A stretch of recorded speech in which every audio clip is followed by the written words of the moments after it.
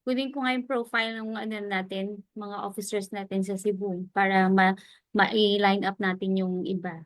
Live na po. Oo nga. Diba? Let's do that. Yeah, okay. Share tayo, share. Share muna tayo. Share. We're live now. Yan, magandang hapon sa inyong lahat. Mga Good Kapex Pro. afternoon. Maayong hapon sa ating mga Kapex Pro dyan sa Central Visayas. Ang ating host ngayon ay taga Central Visayas chapter. Yeah. Right, oo. Magandang hapon, Mr. Chair. Magandang hapon sa iyo, VP Emma Villarete. Magandang hapon sa lahat na nanonood sa atin on the social media platform. Good afternoon from Cebu.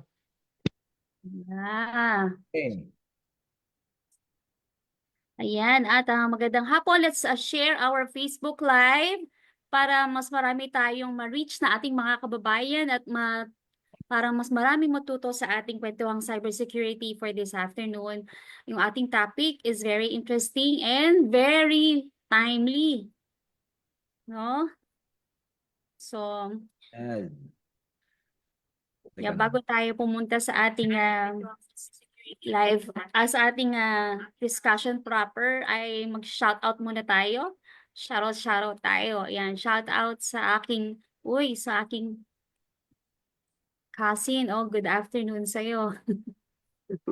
Robbie Dale, hello, good afternoon. Ayan. Let's do, kaya mag-share muna ako, Mr. Chair. Baka meron na dyang bumabate.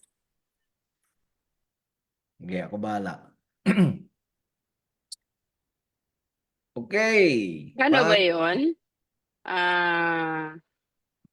Mali ata yung na-share ko. Sige, di ba na? Ano sa Facebook page natin, DTN? Pix Pro. March 14. Was live yun eh. Okay.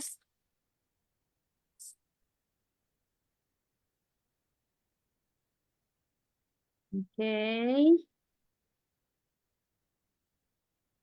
Kumusta? Grabe. Parang malapit ang matapos ang March, no? Parang kakapasok, parang feeling ko kakatapos lang ng Pasko. Tapos ngayon, papatapos na ang March, no? Ang bilis ng panahon.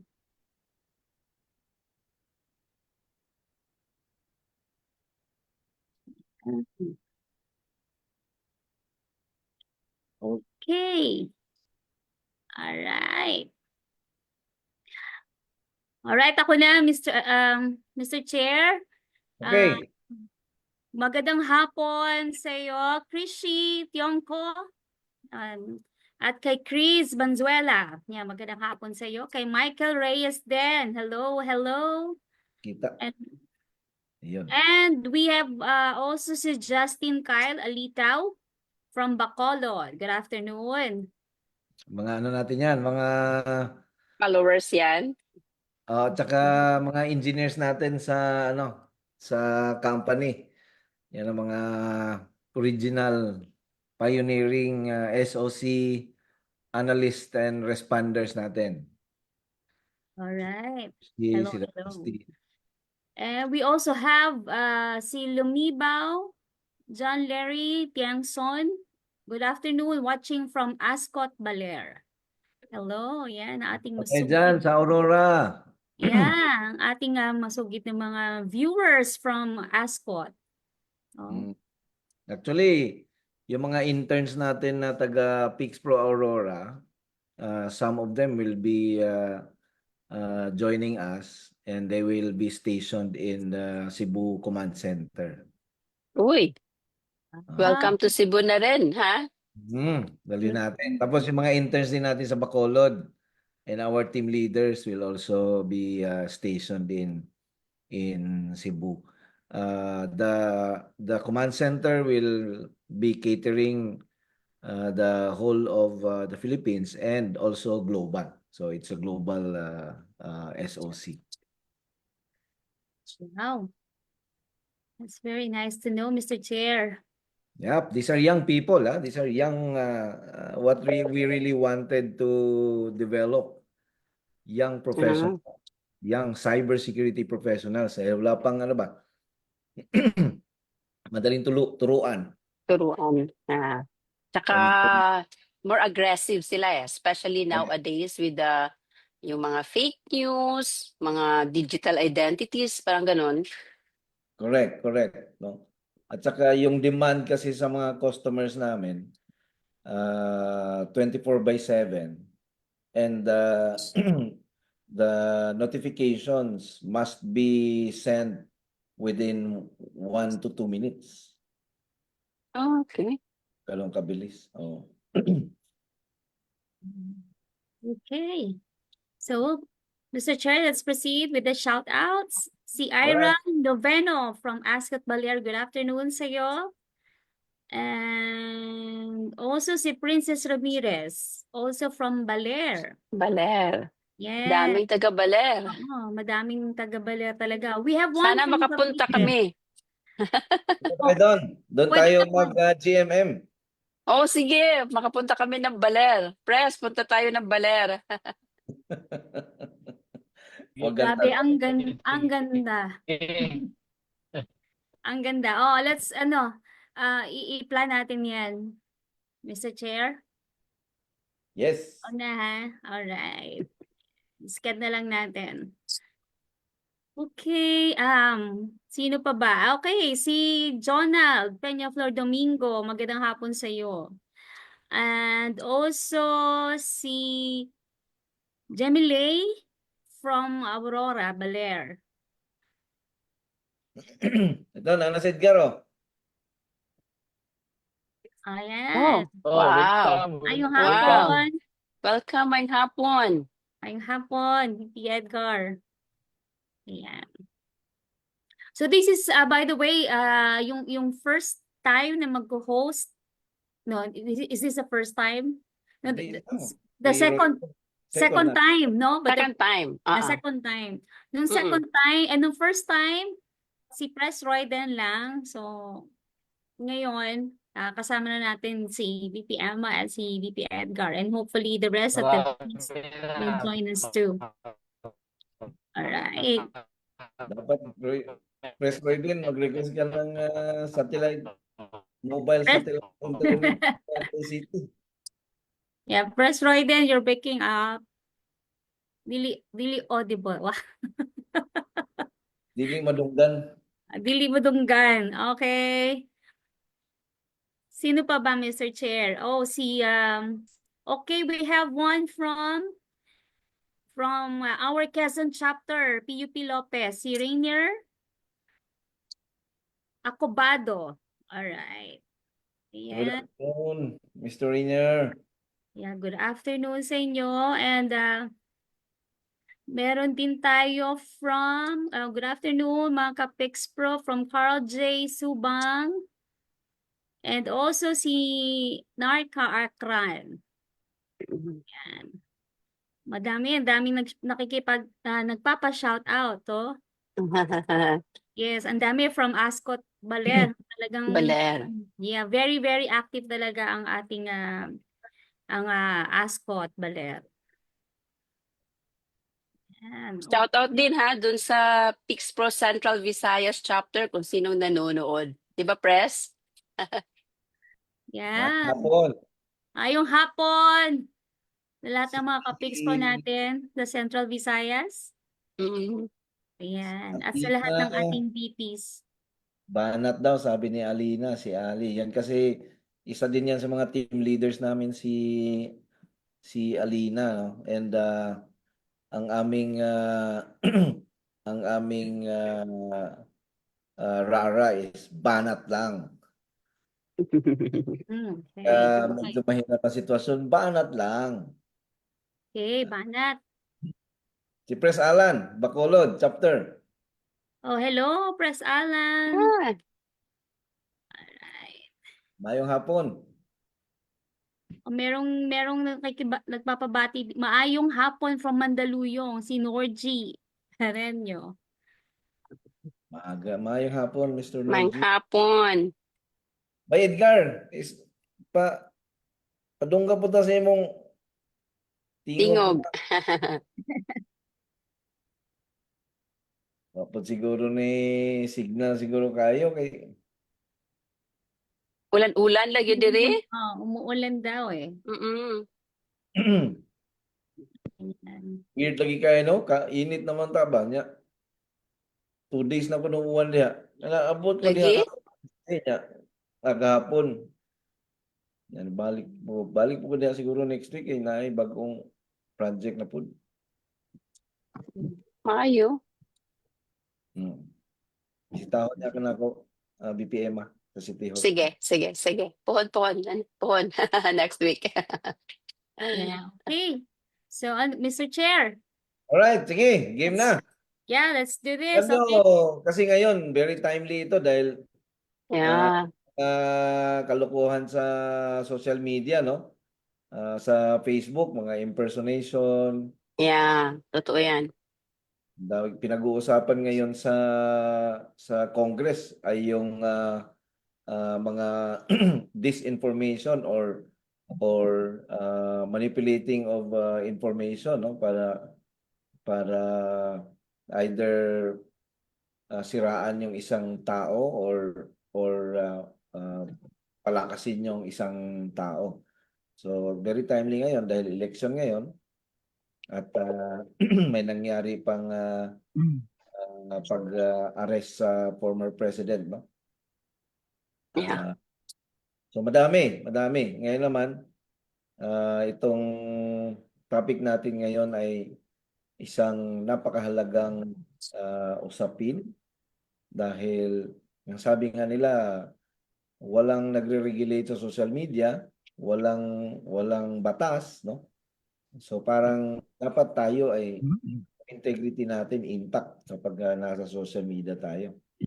Kaya kagawa ng kalokohan or naikakasira ng ibang tao. Yeah. Mm-mm. VP Ruby, let's introduce our guest chapter. Right. Thank you, Mr. Chair.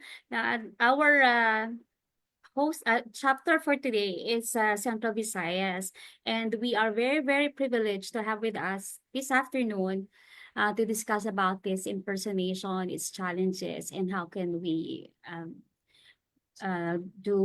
prevent from being victims of this. Our speaker is the Data Privacy Officer of the City Government of Cebu and also the Vice President of PIXPRO, Central Visayas Chapter for Admin and Finance. So mga ka-PIXPRO, let's welcome Ms. Emma Villarete. Hello, Ma'am Emma. VP Emma. Hello, Mr. B. Thank you. Chairman Angel, maraming salamat for the opportunity this afternoon na makapag-host naman yung Central Visayas. Yeah. So, napaka-importante ng topics natin this afternoon. It's about Facebook or social media impersonation. Timely, di ba? Merong kinakonduct na kanina. I think it's still ongoing with the Congress, yung mga fake news. And then just recently with the DICT, pinatawag sila or the Hotel and Restaurant Association of Cebu, nagpa-assist sa kanila because of that scamming. May mga naglalabasang mga fake pages ng mga hotels. Marami yung na-scam na mga tourists. So, nakakasira ng ating tourism industry. Wow. Yeah. Napakalaking problema, no? Yeah. Ang ano kasi yung mga So, scammers, magaling silang gumawa ng ng kalokohan para kumita. oo. Tapos yung iba naman ang ano kasi nagpapatulong sila but sometimes hindi talaga natin matrace kung saan, sino, and if we really have to do that, we need a lot of logistics and time and money, of course, to look into that. So the best thing we can do for now is to prevent or to safeguard your digital identity over the internet, lalong-lalo na sa social media. Amen. Yeah. Okay, may presentation ba, VP Ruby? Yes, meron po. Len, share naman yung presentation, please. Yeah.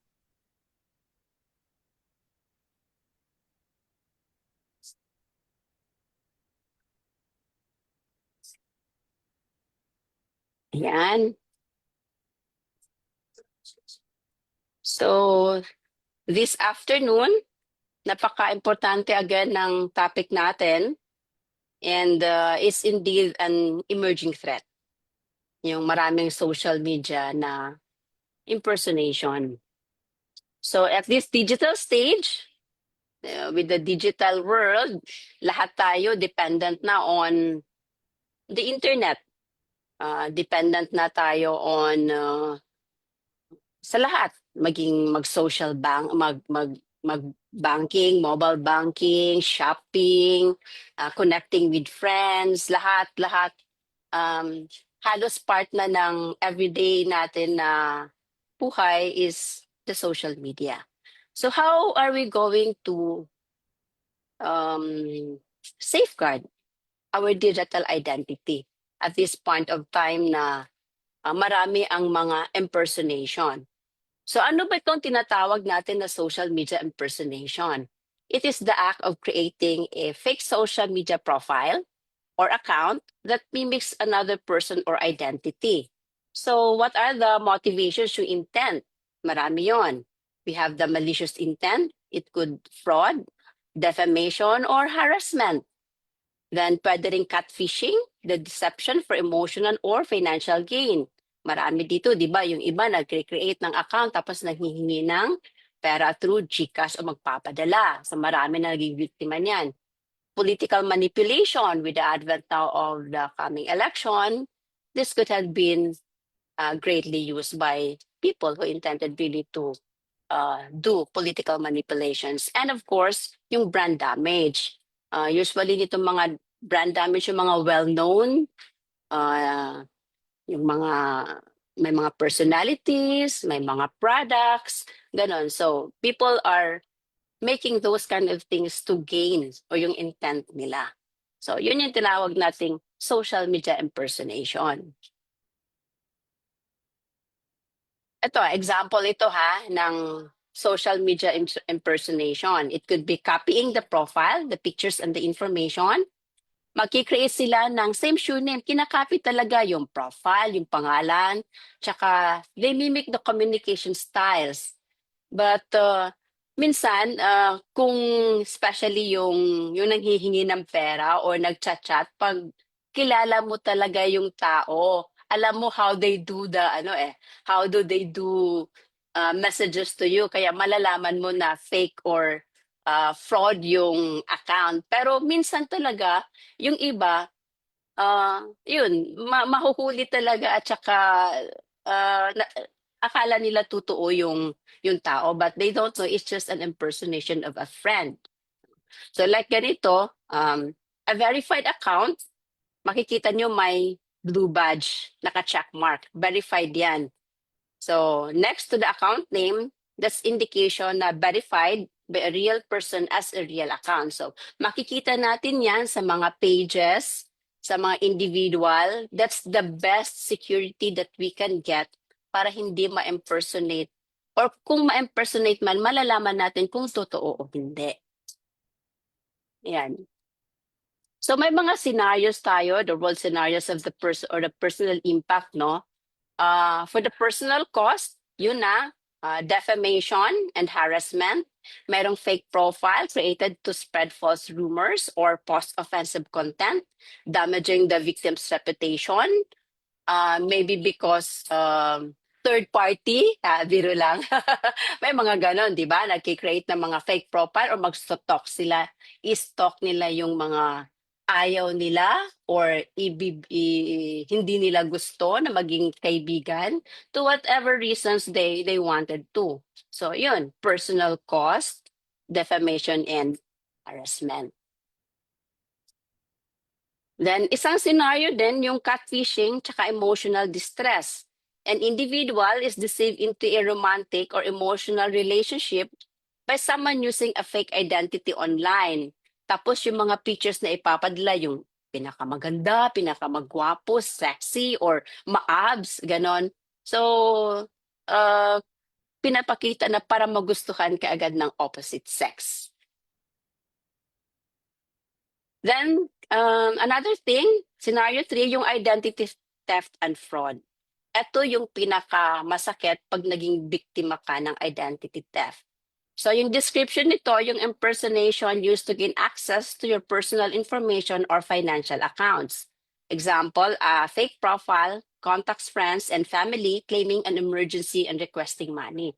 Ito yung commonly used, alam natin na makikita na lang natin, o yung account ni ganito, ganyan na hack. Please, if someone message you asking for money, don't respond to it because it's a fake account or na-hack yung account nila. Aside from hacking, yung impersonation rin would result to identity theft. In fact, one case under yung i-discuss ng data privacy nga, may isang kaso ng teacher na kapapasa lang niya sa exam. Unfortunately, hindi siguro niya alam yung risk ng posting ng license. So, pinost niya yung PRC license niya sa social media account, and that's where she was a victim of an identity theft. Tapos, ginamit yung account niya, yung personality niya, to engage in a loan. So, hindi niya alam, nagkakautang na pala siya ng malaking halaga, tapos nakaka-receive na lang siya ng demand notice, not knowing hindi naman siya nag-apply ng loan.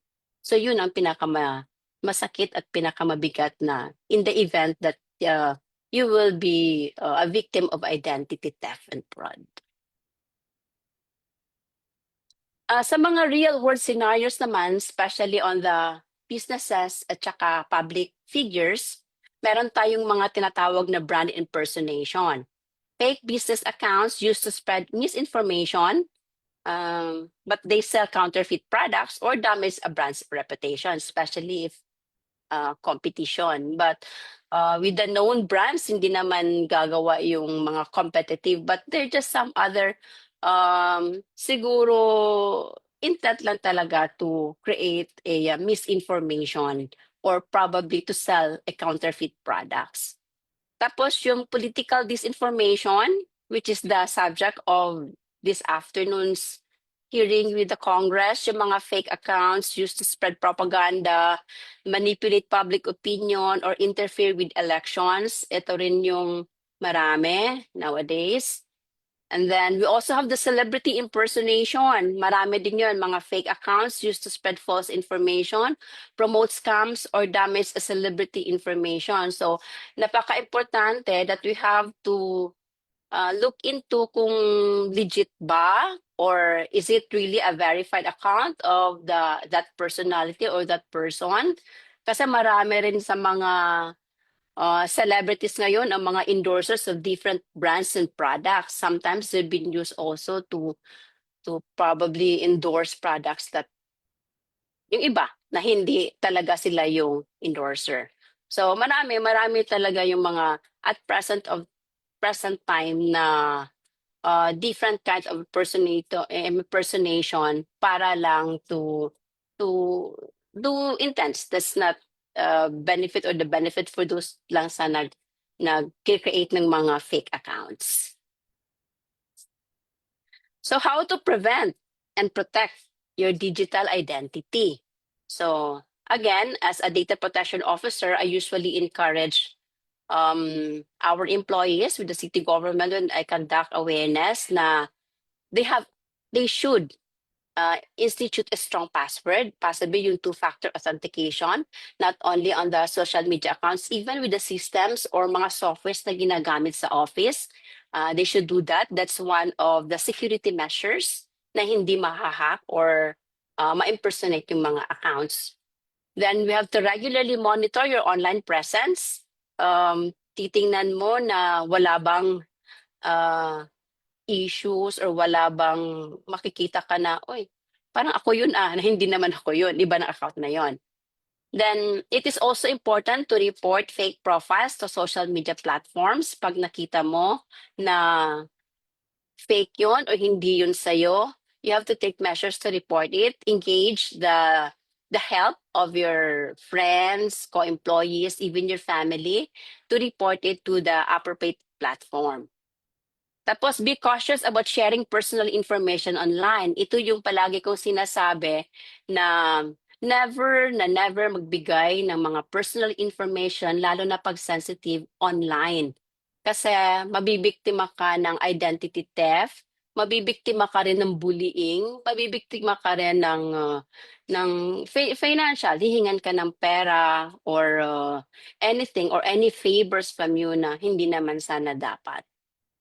Then, educate friends and family about the risk. Ano ang pwede lang i-share mo sa social media? Ano ang hindi dapat? Yung mga minors, you have to supervise them. What are they posting and sharing online? Does it include personal information or not? There should be an adult supervision.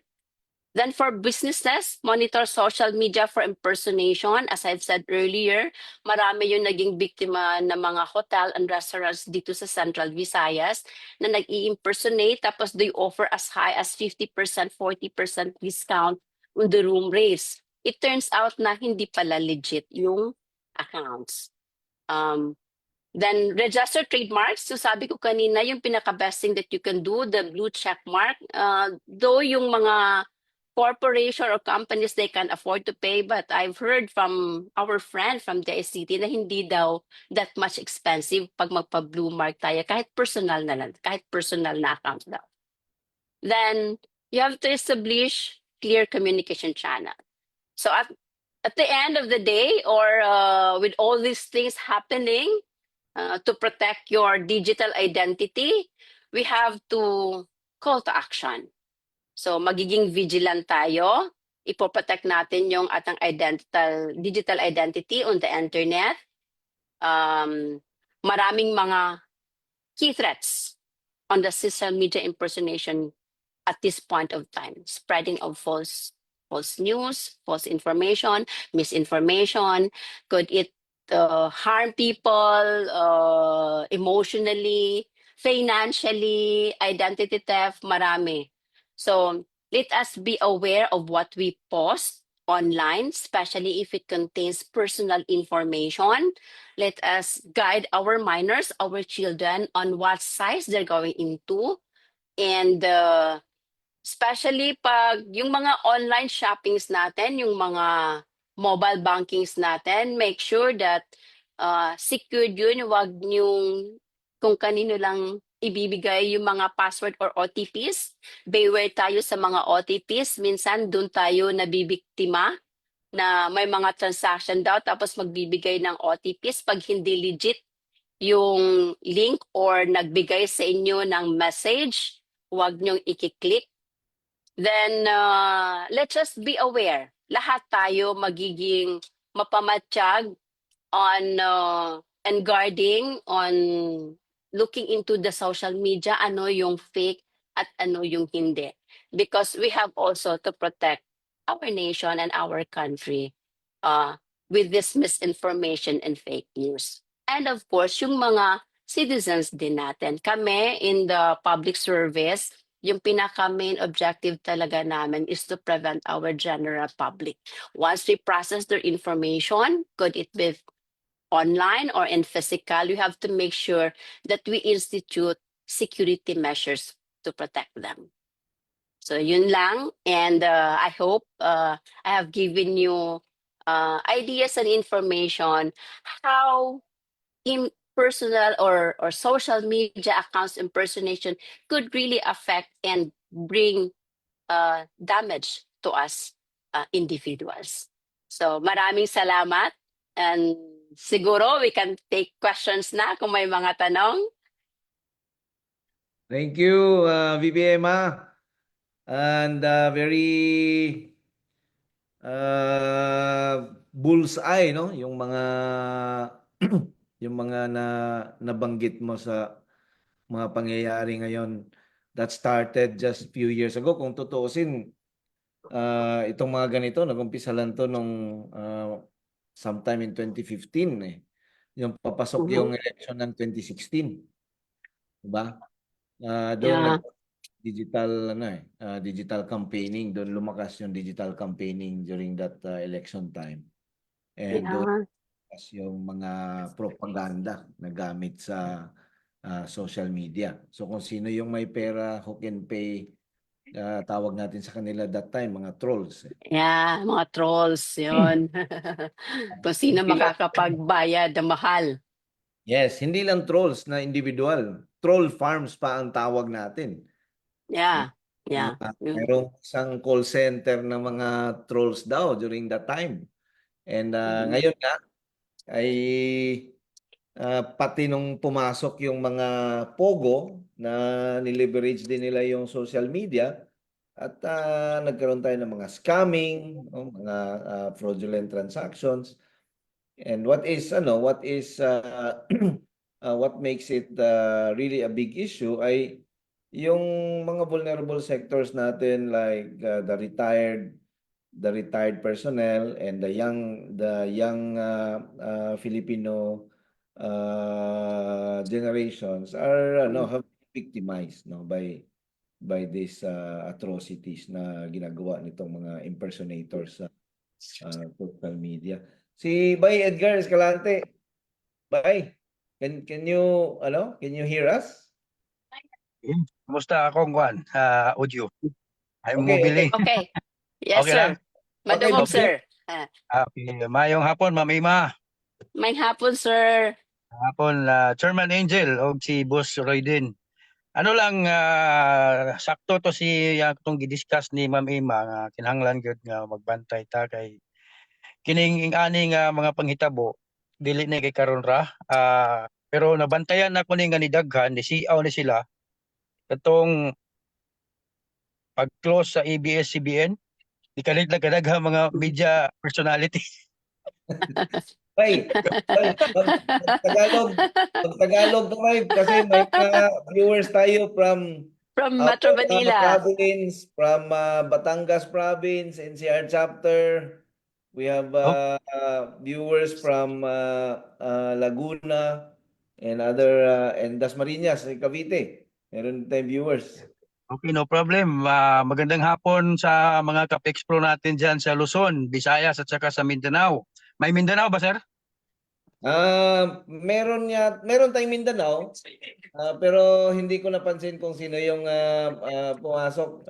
Usually nationwide tayo ng audience eh. Yun. Ay, ano natin, napan natin ang paraan na para sa Mindanao, mayroon din tayong mga kasama doon. Mag-recruit tayo ng mga member sa Mindanao.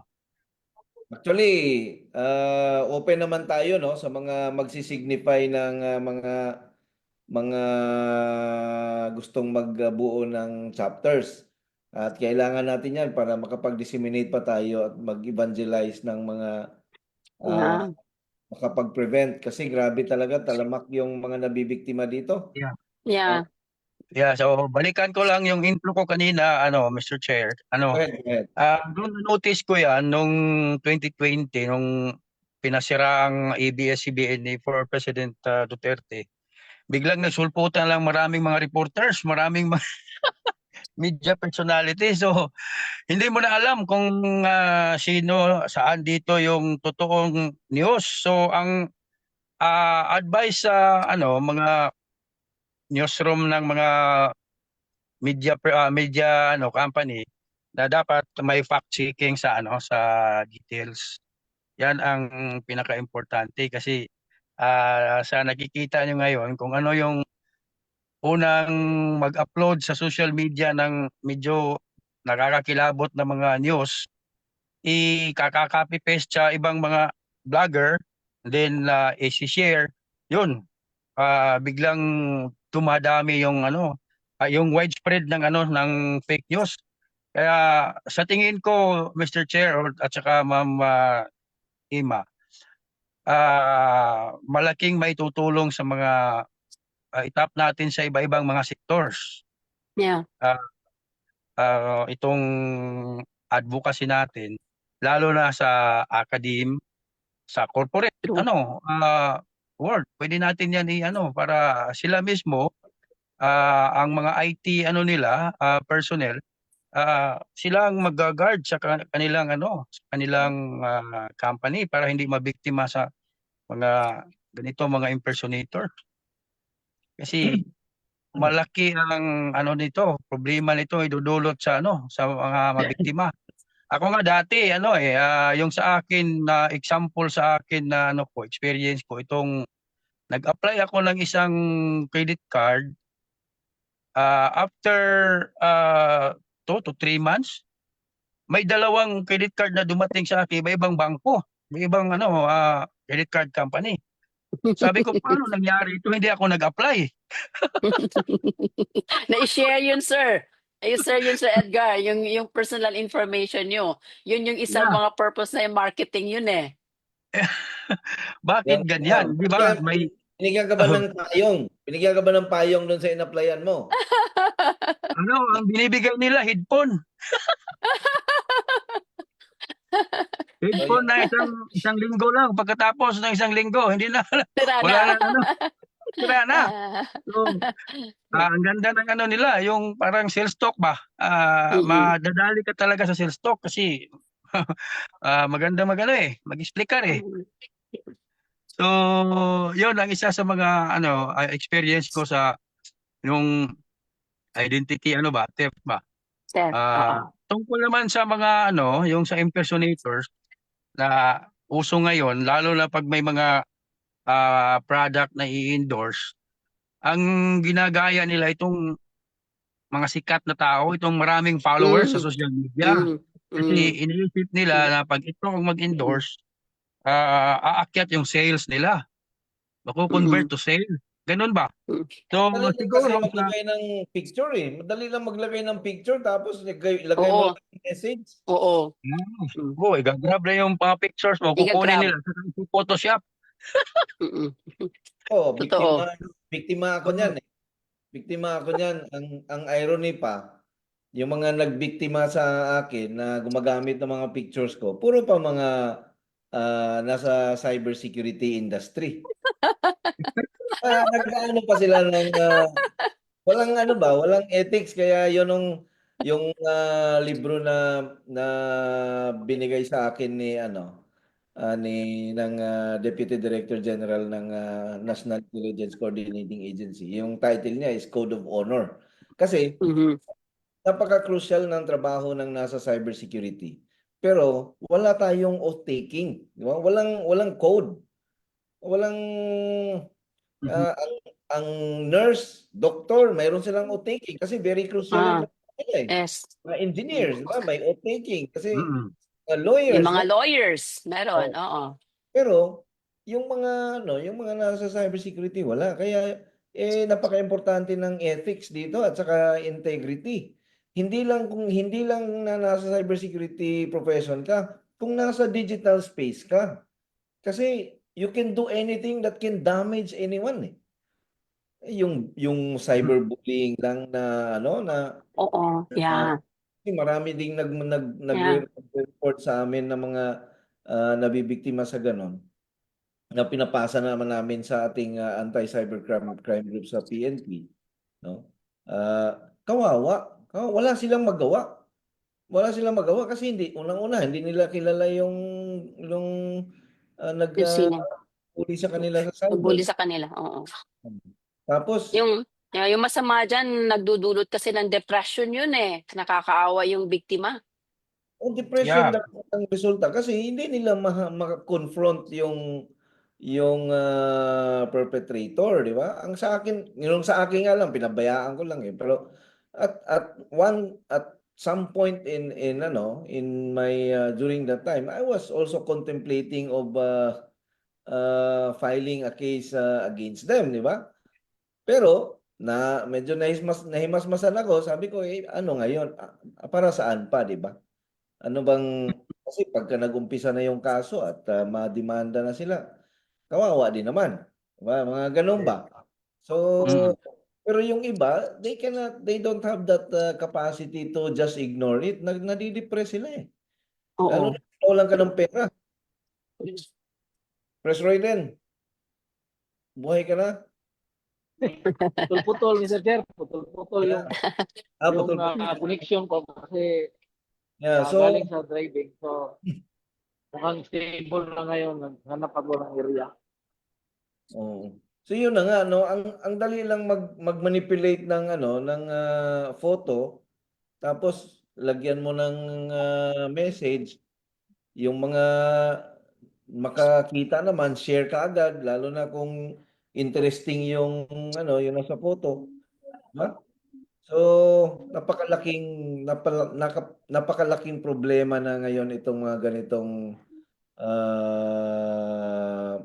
hinaharap ng mga biktima. Kaya itong sa TRICOM ngayon sa Congress, kanina nakakinig ako ng konti na yung sinabi niya na hoax daw yung ayun ng mga namatay sa drug war, something like that. So parang dahil din daw, iba naman yung narinig niya. Iba rin yung pinagkuhanan niya ng information. Information.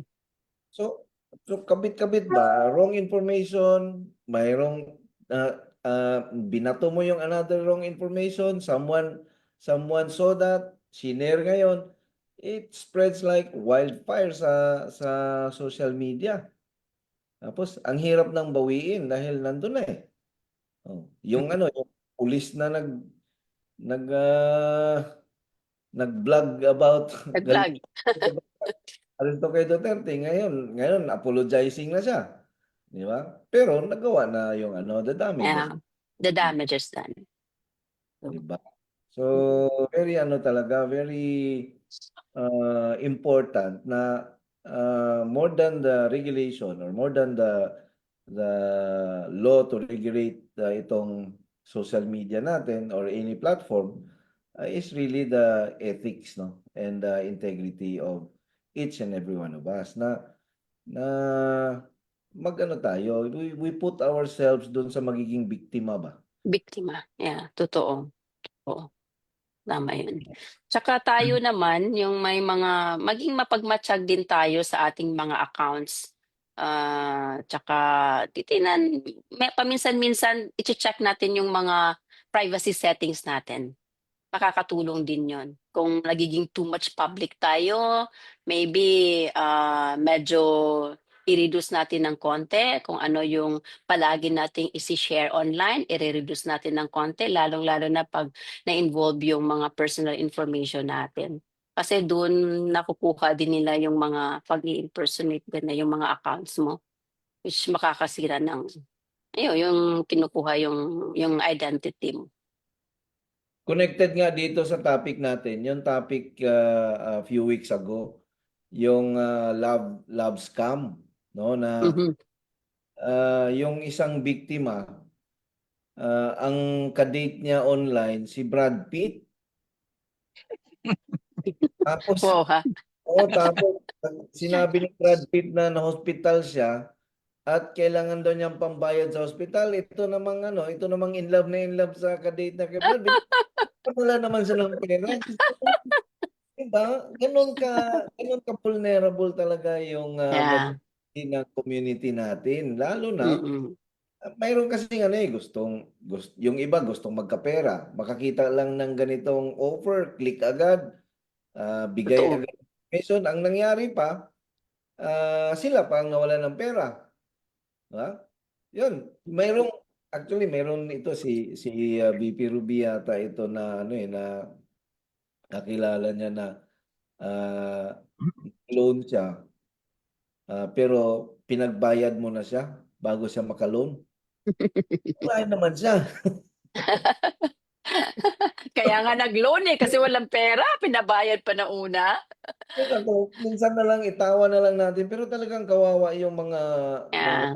biktima dito sa mga ganitong atake sa social media, no? So yung hindi ko alam kung paano gagawin ng Congress ito kasi mukhang si Meta or si Facebook wala namang pakialam. sila pa nag-enable ng mga mga scammers, yung mga advertisements ng mga scammers na nasa Facebook, pag kinlik mo yun, scam yun eh. Scam. Dami, pero they're making money out of it, kaya hindi nila matanggal or hindi nila tinatanggal. Diba? Tapos pag mag-report ka sa Facebook, katakot-takot na tanong pa ang aabutin mo at justification. 'Di ba? Hindi mo maintindihan kasi minsan ikaw sasabihan ka na nag-violate ka sa nasabihan ako nag-violate daw ako. Wala naman akong binayolate. 'Di ba? Sa mga ganun na itong mga impersonation sa Facebook, mga scamming, it's really a growing problem. Yeah. Requires na number one, yung awareness and education. Tayo, no? Ano lang ba ang Yes. natin? Sabihin natin na after ng natin, nanonood yung mga iba, umaabot tayo ng mga 5,000 to 10,000 views after, no? Yun lang ang na nakarinig sa evangelization natin. Kaya tama yung sabi ni Bay Edgar na we connect with more entities and organizations so that we can bring this advocacy to those organizations. Diba?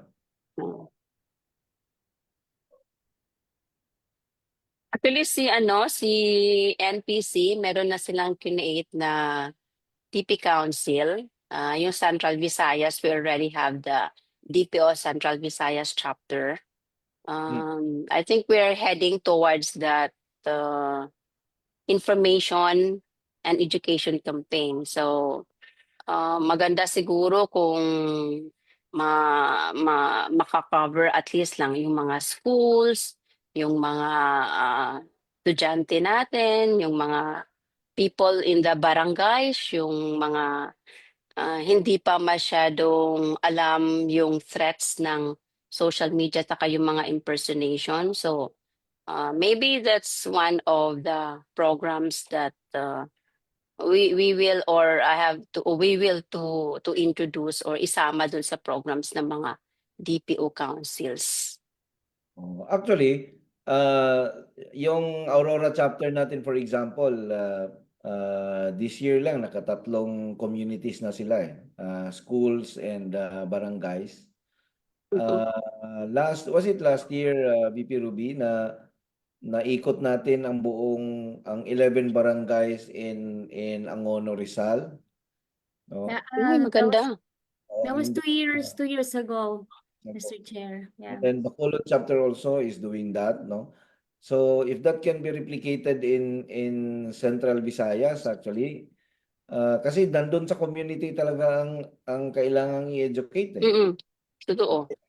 Ako mga invite sa akin to speak in yung mga big conferences, mga summit, hindi na ako pupunta kasi parang you are singing to the choir. Nag-invite si University of Makati, mga estudyante yung audience, ayun, pupuntahan namin yan. Yun ang pupuntahan namin, no? Pero itong mga big na conferences na puro mga professionals ang nandun, parang every year nandun din naman sila. Parang you are wasting your effort na talking to people who already knows what you What are, is all about. di ba? Ang mga Totoo. talaga yung nasa community. Yun ang magandang target kasi may value ka talaga doon, may value yung sinasabi doon. No, yung mga parents na after namin mag-present doon, nag-worry na sila kasi yung anak daw nila may kausap na ganito, yung may natanggap silang ganitong message. Then they share actual experiences ng mga scams, no? Mga na biktima sila ng mga fraud, na nawalan sila ng pera. So you get to to educate them and hindi na sila maulit na mabiktima. Biktima. Sila yung pinaka-vulnerable Sila pa yung magiging biktima. Nakakaawa na. Kawa na, 1,000 pesos na mabiktima sila. That means 1 week of food yan para sa True. kanyang diba? Alright, meron ditong thought si Tebo. Dilemma paggamit ng real name sa FB. Pag real or full name gamit seems like mas prone sa identity theft. What's your thought on this? Actually, tama yun, no? Kasi kapag ginamit mo yung buong mong pangalan, at minomonitor ka ng mga scammers, makuha nila yung manner of posting mo, manner of answering mo to Answering. comments, then Chat. can definitely create a profile, similar profile of you, no? Pero this is also why you need to restrict your viewers, mga friends lang, no? At hindi ka mag-add ng mga friends na hindi mo kilala. Actually, ako ngayon, ang dami kong na-unfriend, no? Yung itong mga nangyayari ngayon, pagka nag-share ka ng fake news, unfriend na kita. Yun lang ang ano ko. Pag nakita ko na nagpalaganap ka ng fake news, unfriend na kita. Wala nang Strike one lang. Strike yung one lang. Mr. Chairman, strike one lang. strike one lang. Oh, strike one lang. Automatic unfriend. Okay, okay mo na strike ko, mao nagyapon, di ba? Unfortunately, karamihan ng na-unfriend ko, mga kamag-anak ko redoble. Redoble ka, unfriend kita. Palaganap ka ng fake news eh. And we do not support and we do not tolerate that, di ba? Kasi dapat ayusin natin yung mga sinishare natin. Hindi yung nakita mo lang out of emotions mo, share mo na. Dahil galit ka sa ganito, kahit fake news, share mo na. Di ba? Lalagyan mo pa ng justification. Wala na, unfriend na kita. So siguro for the past weeks, no, every day meron akong ina-unfriend. Hindi ko naman nakakausap lagi yung tao. So what's the point of keeping them as friends in Facebook, di ba? So parang cleansing tayo ng So, Facebook. ano yung Well, Facebook yeah, snooping, no? Oo nga. In addition to that, Mr. Chair, no, ina-advise ko rin when I do awareness sa Cebu City government na huwag mo ibutang yung full name mo sa social media. Kasi iba nga, middle name lang yung hinahanap, hindi binibigay. Yung iba, binalagay nila lahat talaga yung name, tsaka middle name, tsaka family name. Yun, delikado na. Tapos, walang privacy setting nung mga date of birth, makikita yung date of birth mo, ganon. You can always hide that. You can check your privacy settings sa mga social media. So, yun yung sinasabing, wag masyadong open with your personal information on social media. Lilimitahan mo lang kung anong dapat i-post mo sa social media. Pero alam mo, may glitch din si Facebook eh. Kasi ako, hindi mo ako makikita kung wala tayong common friend eh. At hindi ka makakapag-send ng add friend sa akin kung wala tayong common friend. Pero ang daming nakakalusot ha. Ang daming dumadating sa akin ng mga friend request na walang mutual friends. Mutual friends. Walang maraming times na gano'n. Hindi ko alam kung there is a way to do that. Hindi rin naman ako mahilig kasi mag-add ng mga tao sa Facebook ko. Pag may mag-add sa akin, I always check kung ito ba ay common friend. Tapos titingnan ko yung ang problema sa iba, nakalock yung kanilang profile, hindi mo Profile. hindi mo ma-add, no? So yun, hindi ko ina-add, hindi mo makita. So hindi ko ina-add dahil I will only end up seeing mga fake shares, di ba? So ito yung ano natin. BP Ruby?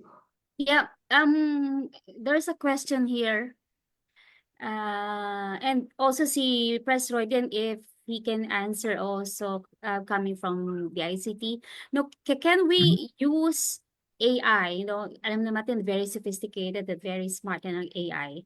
Can we use AI to integrate with the social media platform to help us or aid us in verifying all these Facebook impersonations and all this fake news, no? Na pagka na-identify lang ni AI na okay, yung post mo is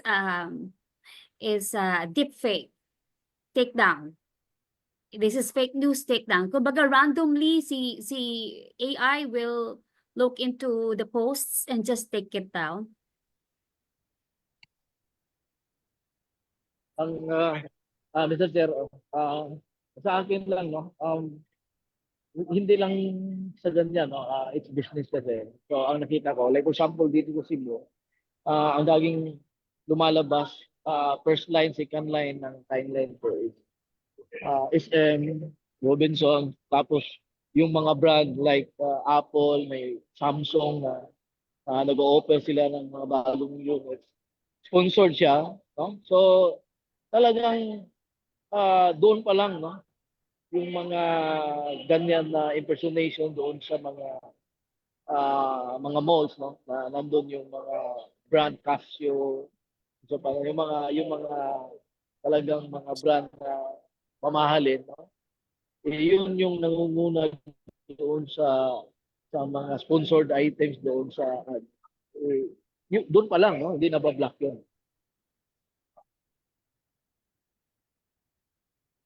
Actually, mahirap talaga i-implement yon kasi kailangan mo i-embed yung AI mo sa platform mismo eh. Eh di ba si Facebook, mayroon nga silang AI, pumapalpak Meta. nga yung AI nila.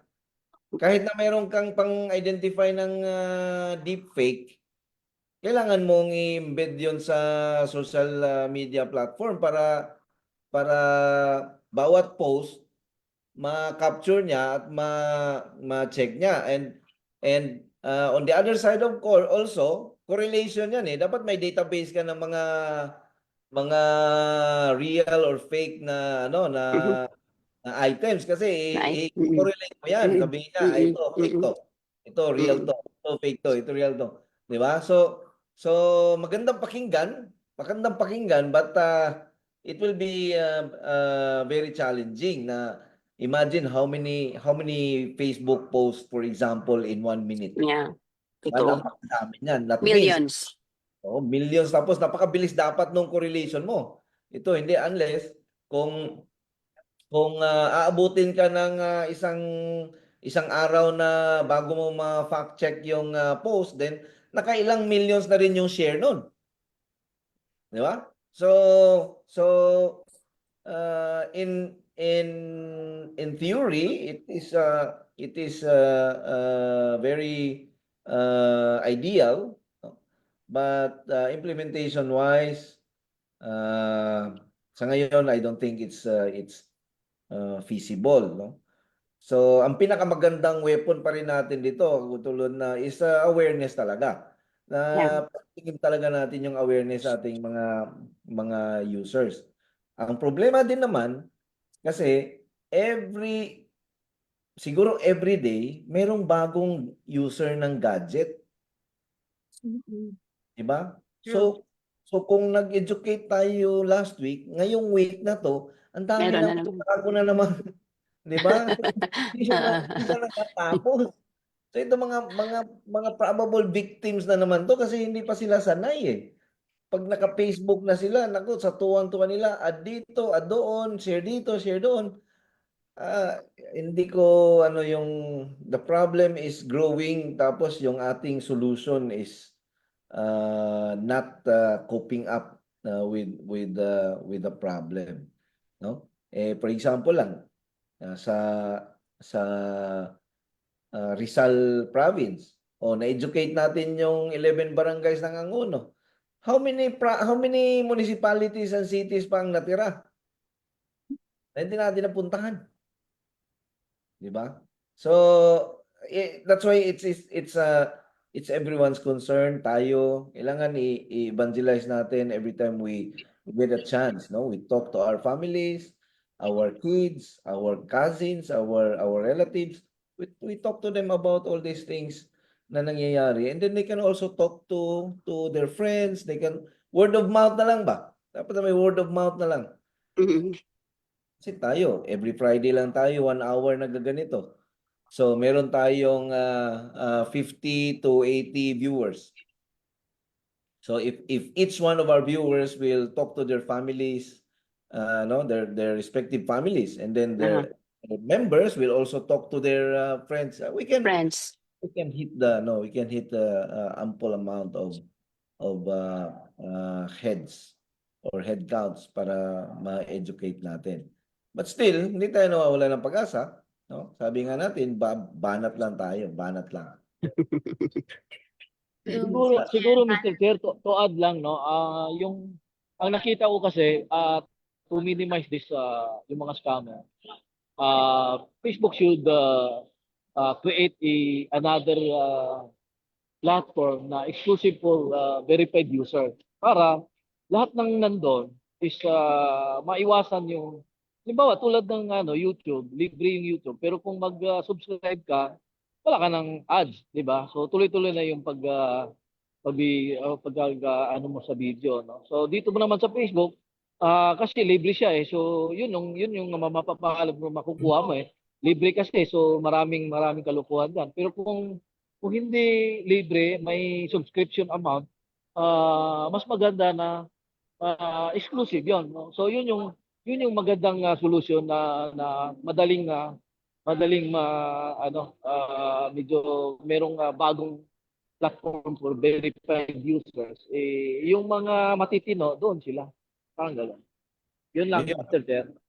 Oh, tama 'yun para kasi pag libre, maraming libre nga na nananakawan ka naman ng pera, 'di ba? Nagagamit naman yung information mo sa hindi magandang bagay. So, yeah, I think tama lang din yung gano'n, no? Moving forward. Okay. Ano lang, suggestion lang, Mr. Chair, para sa mga legislators na nakikinig ngayon. Para maiwasan natin itong paglaganap ng scamming dito sa atin.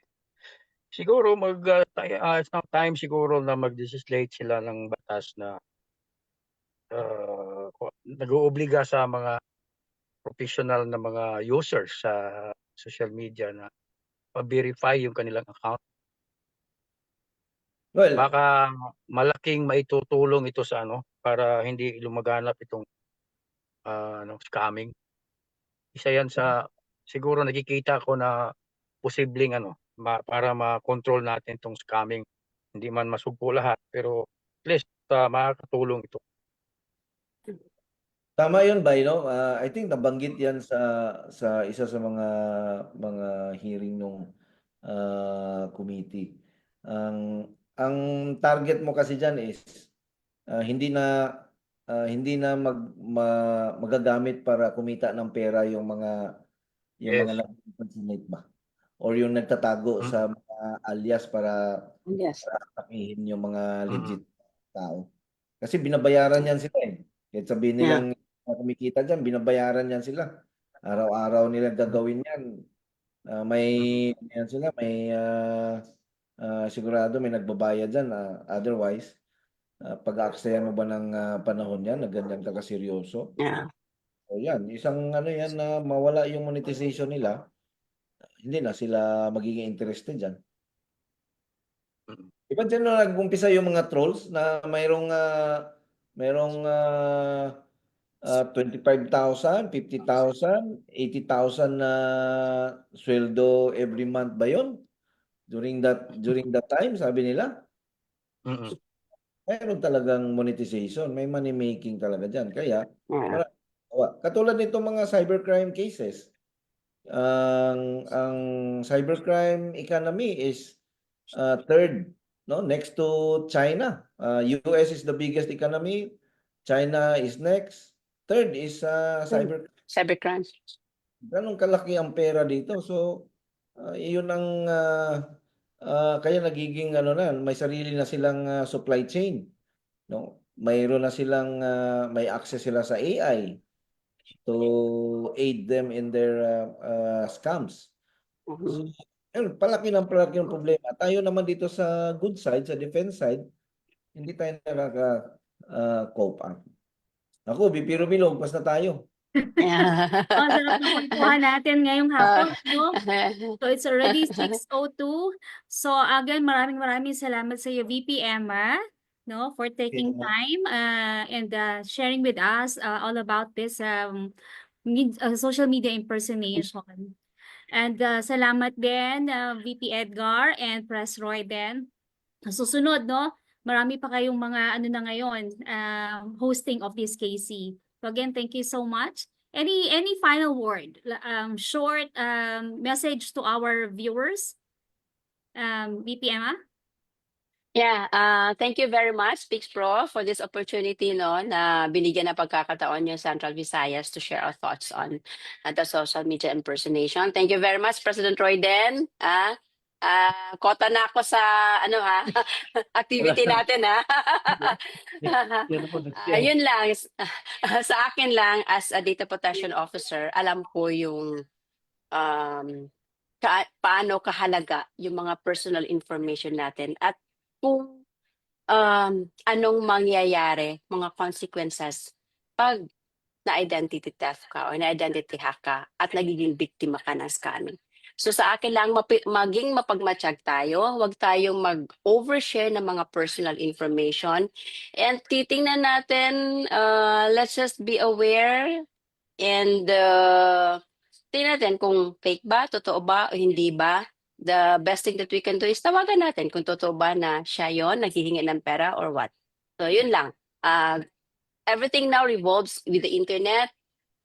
Yung digital identity natin kahit saan na dumadating. Kahit andito ako sa Cebu, alam ko pinaprocess na yun sa ibang bansa. That's, for now, we have to protect it. Yeah, thank you, VP Emma. How about VP Edgar? Can we ask for a short message? Para sa mga nakikinig ngayon na sana kung may mga ma-share sa inyo na mga informations, mga news, sana bago ninyo i-share yan sa mga kaibigan ninyo, dapat mag-fact check ka muna para hindi hindi mo ma-share yung information na yon kung hindi yan totoo. Para maging responsable na na social media user. Sa tingin mo na medyo nagduda ka, may duda ka na hindi ito totoo, unang dapat gawin mo, fact checking. I-check mo sa mga sa mga mainstream media, sa mga websites nila kung totoo ba yung information na nakuha mo. Kasi pag wala lang sa mga mainstream media, siguradong fake yan. So yun lang ang isa siguro sa maano ko. Galing ako sa media. So naranasan din namin yan nung nauso yung yung pag-start ng pagpalaganap ng fake news. Lalo na ngayon yung nangyari nung March 11 sa dating presidente, daming mga fake news na daming na-share sa akin nang na-check ko. Bro, sorry, hindi ko to pwede ma-share kasi nag-fact check ako. Wala ito sa mainstream media. Baka hindi ako makatulong kung i-share ko ito sa sa mga kaibigan ko. Baka maka-cause ng alarm ito. So, yun lang siguro, dapat maging responsable tayo na social media user at saka mapagmatyag.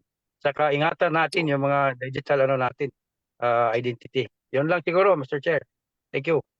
Thank you, VP Edgar. Press Edgar, may nakita din akong post na sinasabi, kung ang pinaniniwalaan mo pa din ngayon ay ang mga mainstream media, puro fake yan.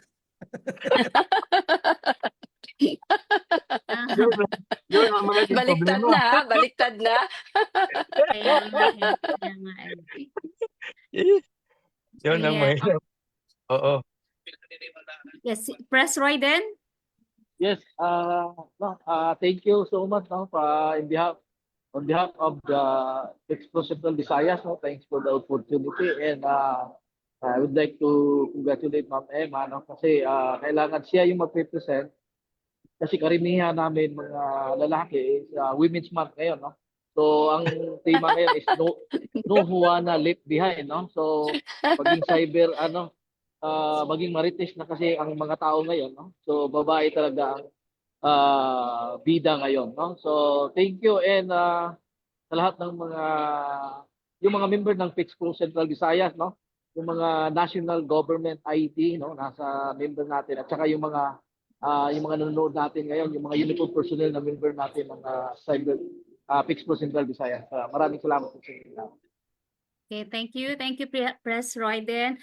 Before I give the floor to our chair, isa-shout out ko lang yung one of the finest artists of Angono, si Nani Reyes. Ayan, sabi niya Wow. nakaka-addict na raw na makinig dito sa kwentuhang cybersecurity. Ayan. So Yun. hello sa iyo, Ah, Nani. Alright. mhm. Sir Nani, Nani Reyes. i-share mo din sa family mo yung mga learnings natin dito para Ah, during dinner, yan yung mga pang-aralan natin yung ating mga family, no? Para hindi natin alam, bukas makasalubong sila ng ganong mga scam, protektahan sila. ah. Yes. Alright. Mr. Chair, please do Okay, the so honor. thank you BPM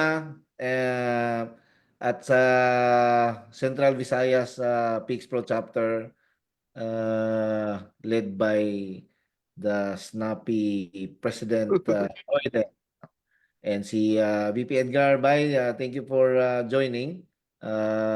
We hope to have you next time around when Central Visayas takes the hosting. No? Marami tayong pag-uusapan, marami tayong pwedeng pag-usapan na ang ating prayer lang lagi ay makadulot ng kabutihan para sa ating community, no? Yeah. Tayong nakakaintindi, it is our duty to share the learnings and the knowledge to those who are limited in getting limited information, no?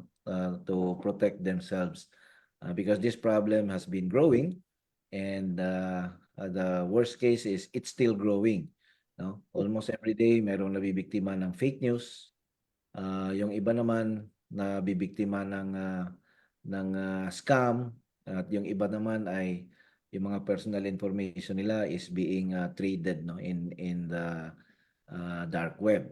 So we just keep on pushing.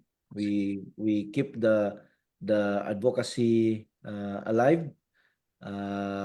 Hopefully pagbalik ko dyan sa Cebu, Press Royden, now we can have a small group of Yeah. sharing our experiences. We can share breakfast, or we can Okay. lunch, no? Mag-ano tayo ng kung makaimbita tayo ng mga high school students, better, no? Kasi mga ano din sila, mga vulnerable Sakto. sectors din sila. So, dahil lang sabi ko, kapag Facebook friend kita at nag-share ka ng fake news, kahit kapatid kita, i-unfriend kita. Kahit kamag-anak kita, i-unfriend kita. Kasi napakalaking problema ang ginagawa mo at part ka doon ng problema na yon, no? Kasi tayo naman, sabi ni Bay Edgar, ay huwag tayong magkamali. Kasi kung tayo ang nag-share ng fake news, may credibility tayo eh. Maraming maniniwala. So kaya kailangan tayo ay careful din na sharing ng mga things in social media. Okay, at lumagpas na tayo ng 11 minutes. At Friday na naman, VP Ruby, marami na namang mag dine out tonight. Yes. Kasi sabi nila, weekend na naman, at sabi ng iba, happy weekend. Pero tayo sa cybersecurity, happy Happy lang. walang Walang weekend. weekend. Thank you, BPM. Thank ah. you. Enjoy Thank there. you. Maraming Thank salamat, you. Central Bye. Visayas. Bye. Thank you, Salamat. thank you. Thanks, bro. Bye-bye. Thank you. Bye-bye. Thank you. Bye.